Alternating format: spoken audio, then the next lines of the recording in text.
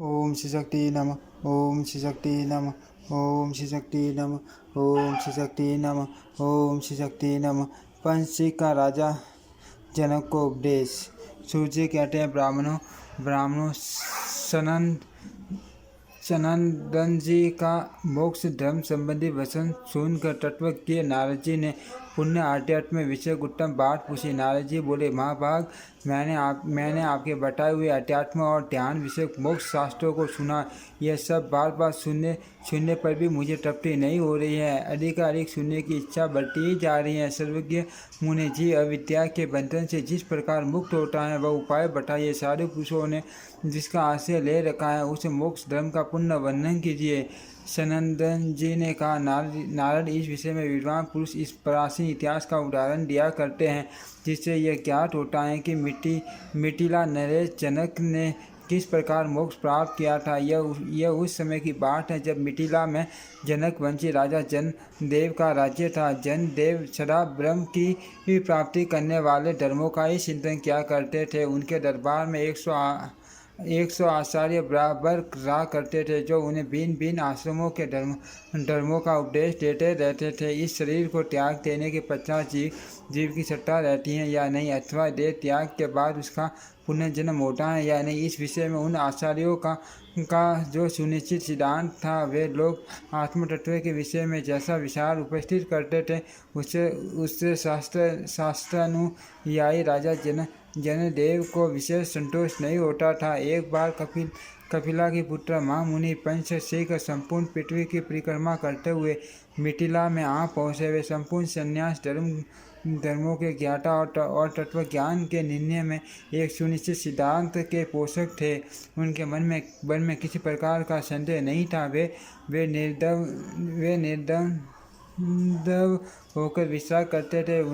उन्हें ऋषियों में अद्वितीय बताया जाता है। कामना तो उन्हें छू भी नहीं गई। वे मनुष्य कहते हैं, मैं अपने उपदेश द्वारा अत्यंत दुर्लभ सनातन सुख की प्रतीक्षा करना चाहते थे। सांख्य के विद्वान तो उन्हें साक्षात प्रजापति महर्षि कपिल का ही स्वरूप समझते हैं। उन्हें देखकर ऐसा जान पड़ता था मानो सांख्य शास्त्र के प्रवर्तक भगवान कपिल स्वयं पंचशिख के रूप में आकर लोगों को आश्चर्य में डाल रहे हैं। उन्हें आसुरी मुनि का प्रथम शिष्य और चिरंजीवी बताया जाता है। एक समय उन्होंने महर्षि कपिल के मत का अनुसरण करने वाले मुनियों की विशाल मंडली में जाकर सब में अंतर्यामी रूप से स्थित परमार्थ स्वरूप अव्यक्त ब्रह्म के विषय में निवेदन किया था और क्षेत्र तथा क्षेत्रज्ञ का अंतर स्पष्ट रूप से जान दिया था। यही नहीं, जो एकमात्र अक्षर एवं अविनाशी ब्रह्म नाना रूपों में दिखाई देता है, उसका ज्ञान भी आसुरी ने उस मुनि मंडली में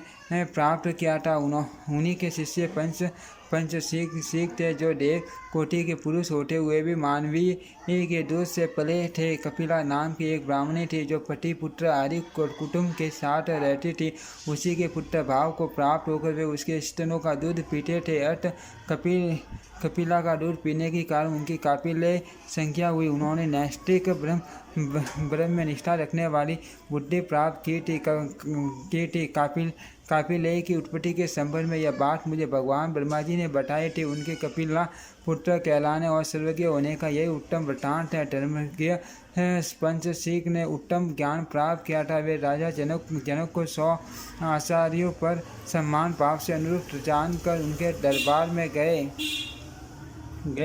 वहाँ जाकर उन्होंने अपने युक्त वचनों से उन सब आचार्यों को मोहित कर दिया। उस समय महाराज जनक कपिला नंदन पंचशिख का ज्ञान देखकर उनके प्रति आकर्षित हो गए और अपने 100 आचार्यों को छोड़कर उन्हीं के पीछे चलने लगे।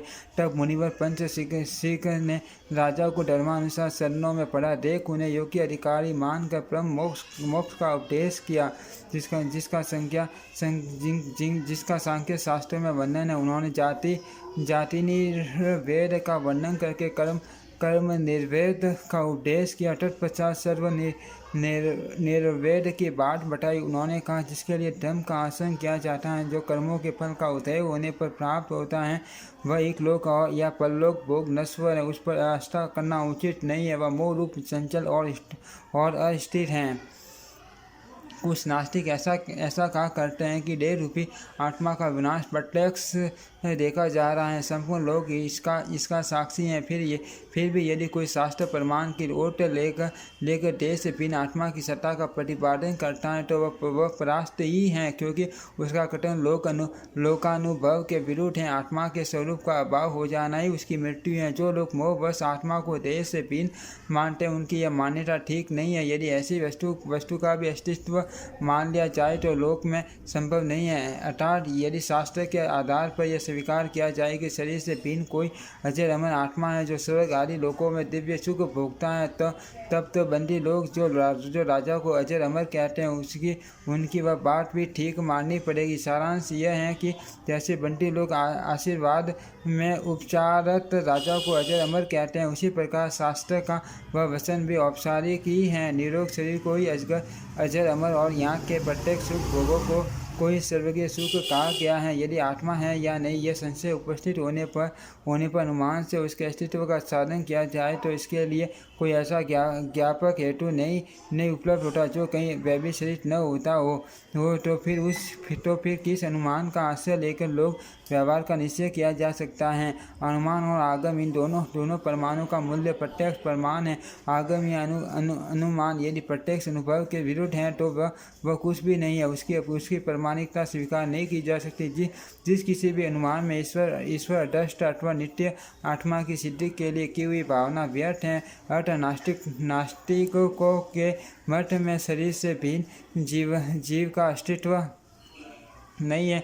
यह बात स्थिर हुई जैसे वृक्ष के बीज में पत्ता, पुष्प, फल, मूल तथा टसा आदि अंतर्हित होते हैं। जैसे गाय के द्वारा खाई हुई घास में से घी, दूध आदि प्रकट हो जाते हैं, तथा जिस प्रकार अनेक औषध द्रव्यों का पाक एवं अधिवासन करने से उसमें नशा पैदा करने वाली शक्ति आ जाती है, उसी प्रकार वीर्य से ही शरीर आदि के साथ चेतना भी प्रकट होती है। इस नास्तिक मत का खंडन इस प्रकार समझना चाहिए। मरे हुए शरीर में जो चेतना का अतिक्रमण देखा जाता है वही देहातिरिक्त आत्मा के अस्तित्व में प्रमाण है। यदि चेतनता देह का ही धर्म होता है तो मर्त शरीर में भी उसकी उपलब्धि होती है। मृत्यु के पश्चात कुछ काल तक शरीर तो रहता है पर उसमें चेतनता नहीं रहती। अर्थ चेतन आत्मा शरीर से भिन्न है, यह सिद्ध होता है। नास्तिक भी रोग आदि की निवृत्ति के लिए मंत्र जप तथा तांत्रिक पद्धति से देवता आदि की आराधना करते हैं। वह देवता क्या हैं?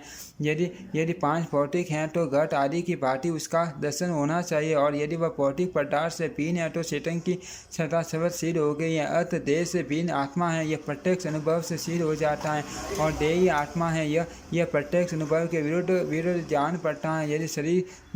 यदि शरीर की मृत्यु के साथ आत्मा की भी मृत्यु मान ली जाए तब तो उसके किए हुए कर्मों का भी नाश मानना पड़ेगा। फिर तो उसके शुभाशुभ कर्मों का फल भोगने वाला कोई नहीं रह जाएगा, और देह की उत्पत्ति में अकर्ता भयागम बिना किए हुए कर्म का ही भोग प्राप्त हुआ है, ऐसा मानने का प्रसंग उपस्थित होगा। ये सब प्रमाण यह सिद्ध करते हैं कि देहातिरिक्त चेतन आत्मा की सत्ता अवश्य है। नास्तिकों की ओर से जो हेतुभूत दृष्टांत दिए गए हैं वे मूर्त पदार्थ है। मूर्त जड़ पदार्थ से मूर्त जड़ पदार्थ की ही उत्पत्ति होती है, यही उनके द्वारा सिद्ध होता है। जैसे काश से अग्नि की उत्पत्ति आदि पंचभूतों से आत्मा की उत्पत्ति की भांति यदि मूर्त अमृत की उत्पत्ति मानी जाए तो पृथ्वी आदि मूर्त भूतों से अमृत आकाश की भी उत्पत्ति स्वीकार करनी पड़ेगी, जो असंभव है। अर्थ स्थूल भूतों के सहयोग से अमृत चेतन आत्मा की उत्पत्ति सर्वथा असंभव है। आत्मा की सत्ता न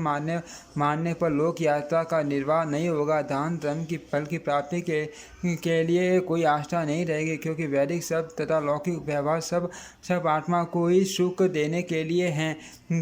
इस प्रकार मन में अनेक प्रकार के तर्क उठते हैं, और उन तर्कों तथा युक्तियों से आत्मा की सत्ता या असत्ता का निर्धारण कुछ भी होता नहीं दिखाई देता। इस प्रकार विचार करते हुए भिन्न मतों की ओर दौड़ने वाले लोगों की बुद्धि कहीं एक जगह प्रवेश करती है, और वही पक्ष की बाटी जड़ जमाए जीर्ण हो जाती हैं।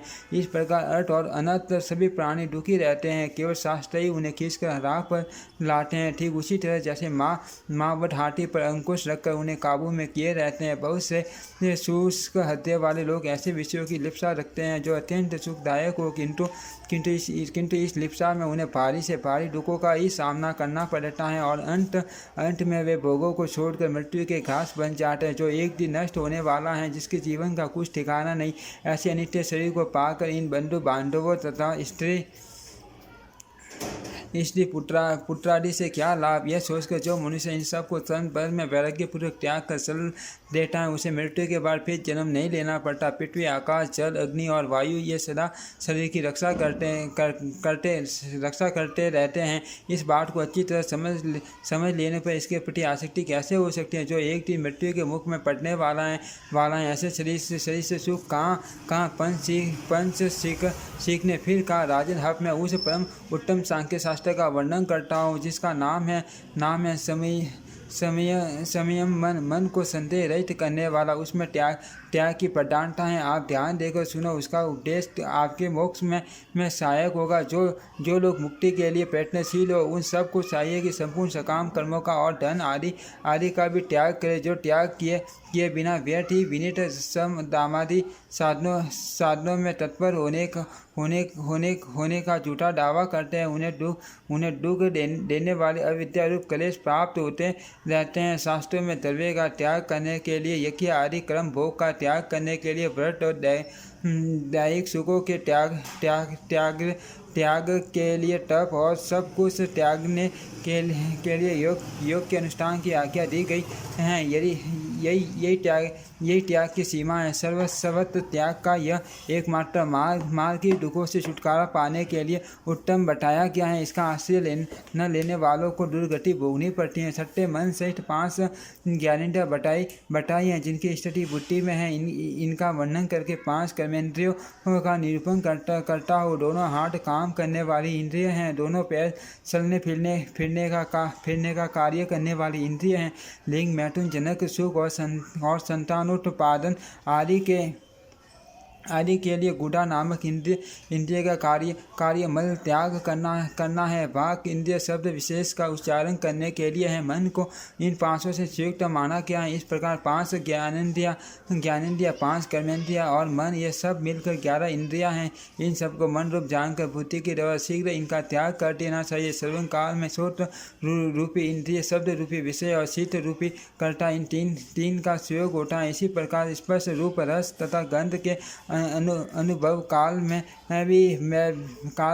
में भी इंद्रिय विषय एवं मन का प्रयोग अपेक्षित है। इस तरह तीन के 5 समुदाय हैं। ये सब गुण कहे गए हैं। इनसे शब्दादि विषयों का करण होता है और इसी के लिए ये कर्ता, कर्म और करण रूपी त्रिविध भाव बारी से उपस्थित होते हैं। इनमें से एक से सात्विक, राजस और तामस तीन भेद होते हैं। हर्ष, प्रीति, आनंद, सुख और चित्त की शांति, ये सर्व भाव बिना किसी कारण के हो या किसी कारणवश हो सात्विक गुण माने गए हैं। असंतोष, संताप, शोक, लोभ तथा क्षमा का अभाव, ये किसी कारण से हो या अकारण रजोगुण के चिन्ह हैं।